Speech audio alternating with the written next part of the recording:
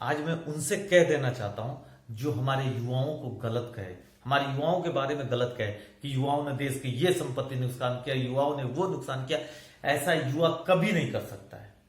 और कहा जाता है ना, अग्निवीर वाला ने युवाओं ने आग लगाया था, युवाओं ने नहीं लगाया था। युवाओं को पता है, हमारे देश के हर एक युवा को पता है कि इसी संपत्ति की सुरक्षा के लिए उनकी भर्ती की जाती है और ये उनकी जिम्मेदारी है, चाहे वो भर्ती हो चाहे न हो, लेकिन भारत की संपत्ति की सुरक्षा करना उनका अधिकार है और वो हमेशा सुरक्षा करते हैं। कभी युवा को भारतीय संपत्ति में आग लगाते, भारतीय संपत्ति को नुकसान पहुंचाते नहीं देखेंगे।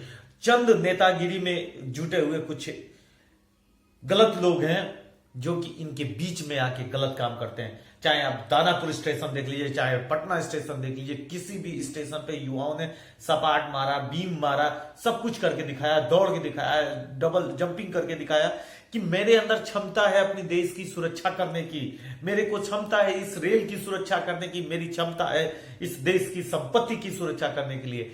लेकिन इसमें कुछ गंदे लोग घुस के जो देश के युवाओं को बदनाम करना चाहते हैं, देश के सरकार को बदनाम करना चाहते हैं, उन्होंने गलत हरकतें की और आज उसकी सजा युवाओं को मिल रही है और युवा उसकी सजा भुगत रहे। क्यों भुगतेंगे युवा सजा?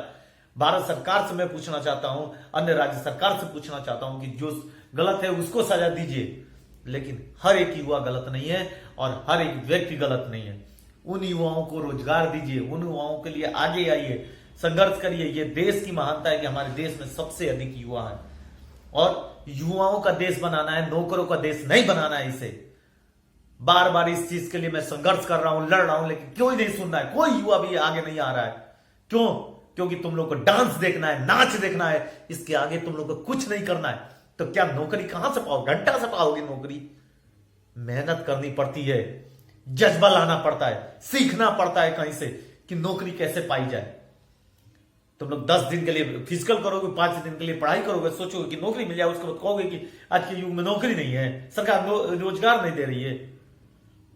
पहले कर्म करो, मांग करो, उन चैनलों को देखो जिसमें तुम्हें सिखाया जाता है कि तुम्हें फिजिकल कैसे करना है, तुम्हें पढ़ाई कैसे करनी है, तुम्हें सफलता कैसे मिलता है।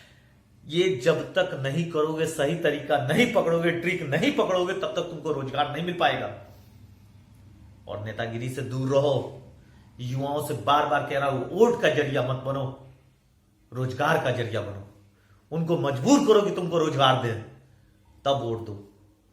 देश के युवा तुम ही सब कुछ हो, तुम्हारे से ही अगली पीढ़ी निर्भर है, तुम्हारे से इस देश का विकास निर्भर है, तुम्हारे से ही भगत सिंह है, तुम्हारे से ही चंद्रशेखर आजाद है, सब तुमसे ही हैं।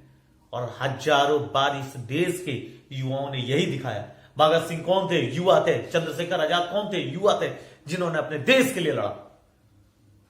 और अपनी रोजगार की तुम लोग मांग नहीं कर सकते हो। तुम सरकार को घेरने के बजाय सांसद के पास जाओ, जिनको तुमने वोट देकर सांसद बनाया है, उनसे पूछो कि तुम्हारा रोजगार क्यों नहीं आ रहा है। उनके घेराव करो, उनसे पूछना पड़ेगा, तुम्हें जानना पड़ेगा कि तुम्हारे लिए रोजगार क्यों नहीं निकल रही है। क्योंकि संविधान में सांसद के ही वोटों से चेंजिंग किया जाता है। आज संसद भवन में तुम्हारी आवाज उठाने वाला कौन है? क्या तुम्हारे क्षेत्र का सांसद है? क्या प्रधानमंत्री ने ग्राम विकास योजना का जो शुभारंभ किया था कि कई गांवों को गोद लेने का कार्य किया गया था, जिन गांवों को गोद लिया गया, जिन गांवों को प्रधानमंत्री जी ने पैसे भिजवाए, क्या वहां का विकास हुआ? तो तुम लोग कहोगे प्रधानमंत्री की गलती है, तुम्हारे सांसद की गलती है। तुम अपने सांसद से पूछो, जाओ अपने तुम उस ग्राम प्रधान से पूछो जो 51 लाख 52 लाख रुपए आए और उसको उन लोगों ने कहां गायब कर दिया। अगर वो लगाए होते तुम्हारे गांव में तो तुमको रोजगार मिलता। पूछो जाके कहां गया। जिस सांसद ने तुम्हारे गांव को गोद लिया था, उस सांसद से पूछो कि जो सांसदी फंड आया था वो पैसा किधर है। और इसका न्यूज कोई है बनाने वाला? तुम्हारा साथ कोई दे नहीं रहा है, तुम्हारा रोजगार की बात कोई नहीं कर रहा है। जाओ देवरिया में एक संसदीय क्षेत्र बता दे रहा हूं, जाना पता करके देखना, उस संसदीय क्षेत्र में सफाई तक नहीं हुई है।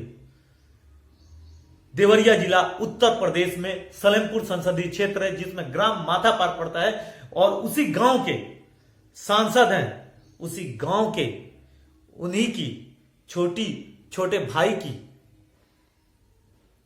पत्नी है जिसने ये प्रधानी जीता, सांसद जी उस गांव को गोद लिए, लेकिन आज तक विकास नहीं हुआ है।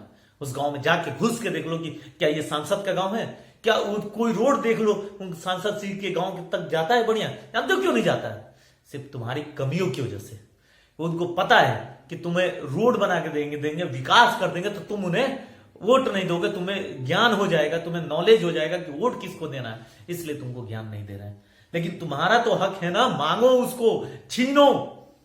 और मैं रिक्वेस्ट करूंगा अपने प्रधानमंत्री जी से कि जाइए सलेमपुर संसदीय क्षेत्र का ग्राम माथा पार को जिन्होंने सांसद साहब ने गोद लिया था, उस गांव का विकास देखिए, उस गांव सामाजिक जमीन को देखिए जिसमें इन्होंने अवैध कब्जा करके स्कूल बनवाया, आज उसको सरकारी घोषित करा रखे हैं, जबकि उस स्कूल के नाम से कोई जमीन नहीं था।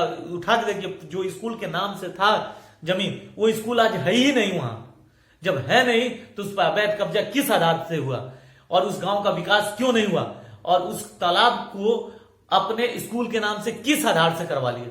जो गांव के कम पढ़े लिखे लोग हैं उनसे तुम साइन करवा लोगे और कुछ भी करवा लोगे, देश को धोखा दोगे, देश के विकास को धोखा दोगे। ये काम करना होगा, युवाओं को जगना होगा। हमारे युवा हमेशा लड़ते हैं और आगे भी लड़ेंगे, संघर्ष करेंगे, लेकिन गलत व्यक्ति को गलत मत कहिए। एक प्रधानमंत्री देश का होता है, वो कितने लोगों को देखेगा भाई?